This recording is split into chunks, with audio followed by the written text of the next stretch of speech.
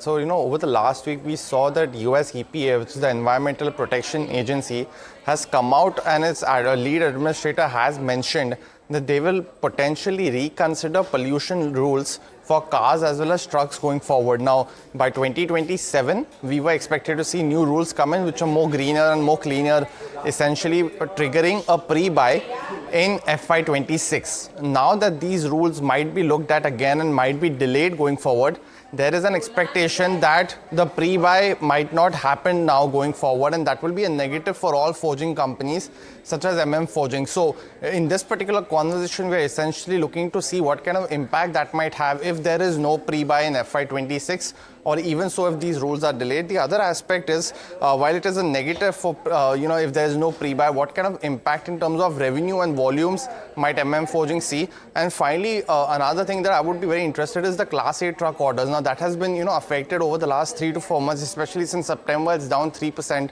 for the last 6 odd months. And this was expected to be a positive for the Class 8 truck industry as well going into FY26. So that might be it.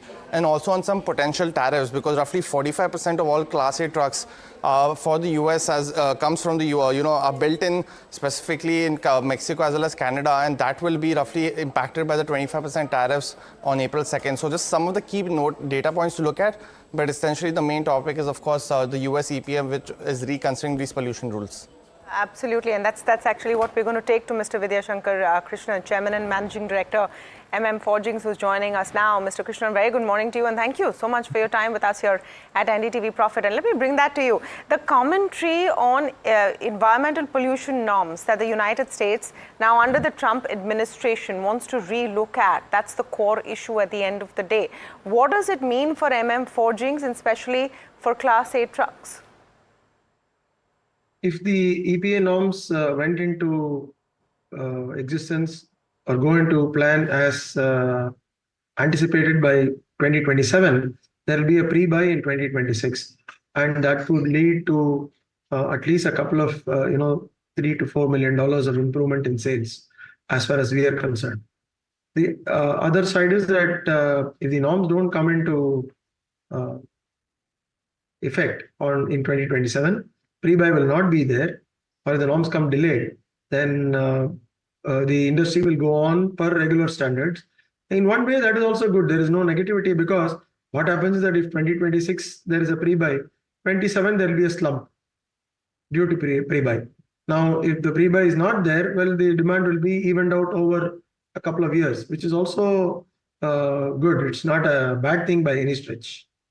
So let me get that. You're saying that worst case scenario and best case scenario. You've already described best case scenario. 8% of your standalone revenues are coming from Class 8. If this is just talk and nothing changes, you have a significant pre-buy in 2026. Worst case scenario, this does not happen, but you're saying at least you don't have that bump up to go up with. What will be the revenue hit if this goes through? Because they seem pretty clear they're on this track. About $4 to $5 million, 10% or so of our sales will be impacted if this doesn't go through. But as I said, this is only a bump. And if there is a pre-buy in 2026, it will be followed by a slump in 27-28. So it's even Stevens ultimately at the end of a 2.5 year period. The EPA has also gone ahead and confirmed emission standards for light duty and up to medium duty vehicles, where they have given a roadmap up to 2030. And so they're definitely pushing ahead with a green norm. And if there is a slight shift in timeline, that would still, I would say over a period of time, it's all neutral.